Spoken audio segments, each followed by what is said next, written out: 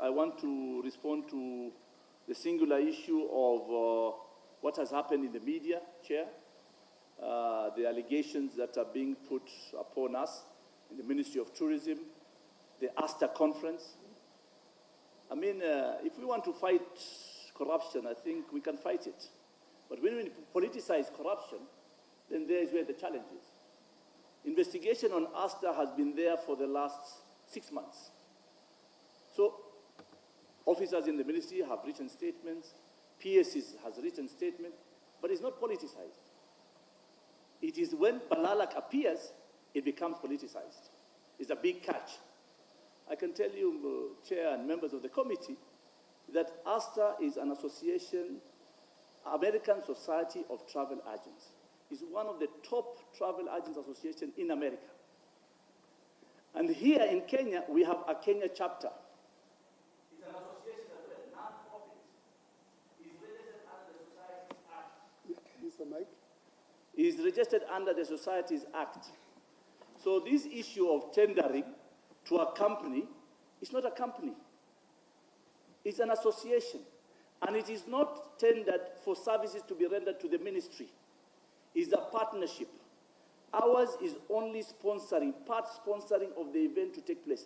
The event itself belongs to the travel agents and the association. Ours is just to make it happen. So the more we have more conferences in Kenya, we have the World Trade Organization. Government spent almost 800 million to support that organization. That is the partnership we are talking about. But this issue of, is a tendering project, Balala did single sourcing, it's a lie. First of all, there is no process of tendering here. This is a partnership, Chair and members of the committee. And these are the things that sometimes people want to politicize it.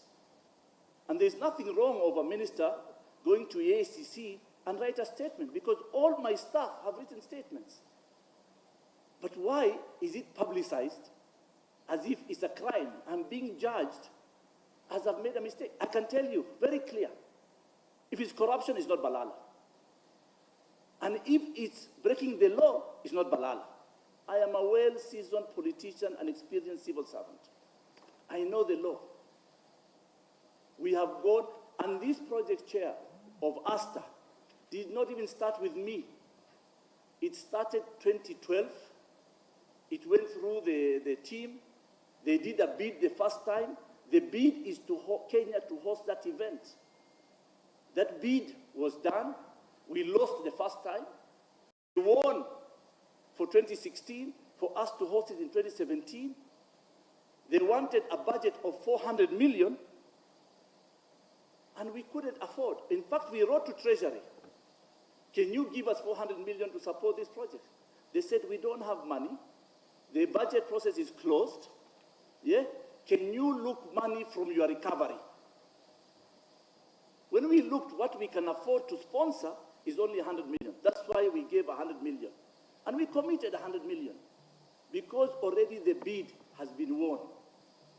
And because it's a recovery, and recovery is to bring more things positively about the country, it was appropriate vote to be supported. So, Chairman, we supported it like that. And we had an agreement signed, not by Balala, by the accounting officer in the Ministry of Tourism, which has our overall responsibility to make sure the event take place, which it took place, Chair. It was very successful. The same agents. And why did we support ASTA? Because ASTA is an association of travel agents who sell other countries. Today, those agents are the ones who sold Kenya much more after experiencing. That's why the American source market has jumped from 90,000 to 225,000 people coming from America. So these are the things that are not being said as the truth. And then the biggest fake news, Mr. Chair, is my house has been raided and my office, which is not true. If any of us, and we are all here public servants, if anything happens, even secretly, it becomes public. How can Balala's house be raided and an office be raided and nobody knows apart from one person in the media? And that media, we talked to them. This is not true. They went ahead to publish it, despite they know it was not true. And now they're intimidating me to withdraw the case, or otherwise, this story of scandal will be tagged on Balala. This is what is happening. And the funny part, and Mr. Chairman, yesterday you asked me to come here, and I told you, give me time because I need to finish with EACC. EACC came to my office yesterday. The confusion they have is because of the word bid.